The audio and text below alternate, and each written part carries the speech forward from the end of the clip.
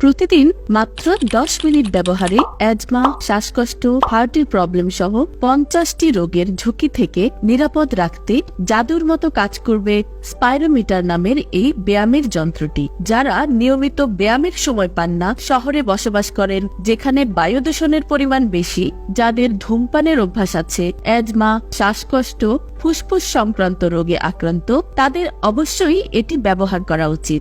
এবং যারা সুস্থ আছেন তারা যদি এটি নিয়মিত ব্যবহার করেন তাহলে তাদের ফুসফুস ও হার্টের সক্ষমতা বাড়বে এবং নানা ধরনের জটিল রোগে আক্রান্ত হওয়ার ঝুঁকি কমবে।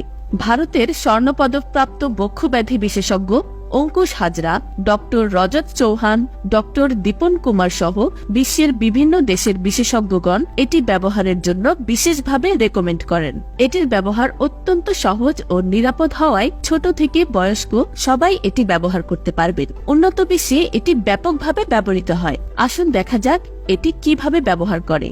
আমাদের ফুসফুস মূলত অসংখ্য বায়ুথলির সমন্বয়ে তৈরি। শ্বাস প্রশ্বাসের দ্বারা এই বায়ুথলির মাধ্যমেই অক্সিজেন রক্তে যায় এবং কার্বন ডাই অক্সাইড বের হয়ে আসে। বায়ু দূষণ, ধূমপান, দীর্ঘদিন বেড রেস্ট, ব্যায়াম না করা, অ্যাজমা, শ্বাসকষ্ট সহ ফুসফুসে বিভিন্ন রোগের কারণে এই বায়ুথলির মধ্যে অনেকগুলো কার্যকারিতা হারায় এবং অচল হয়ে পড়ে। ফলে ফুসফুস তার সক্ষমতা হারায় এবং মানুষ নানা ধরনের রোগে আক্রান্ত হয়।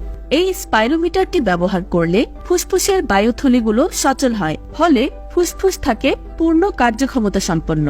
আসুন এবার দেখা যাক এটি কিভাবে ব্যবহার করতে হয়। নলটি মুখে লাগিয়ে স্বাভাবিকভাবে শ্বাস ভেতরের দিকে টানতে হবে।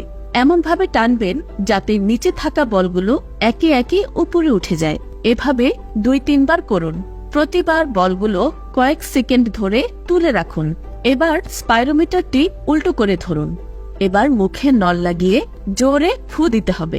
এভাবে দিনে 3 থেকে 4 বার এই ফুসফুসের ব্যায়ামটি করুন। আর ফুসফুস রাখুন সুস্থ, সবল ও কার্যক্ষম।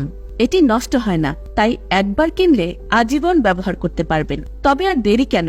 নিজের এবং পরিবারের স্বাস্থ্য সুরক্ষা নিশ্চিত করতে আজই অর্ডার করুন।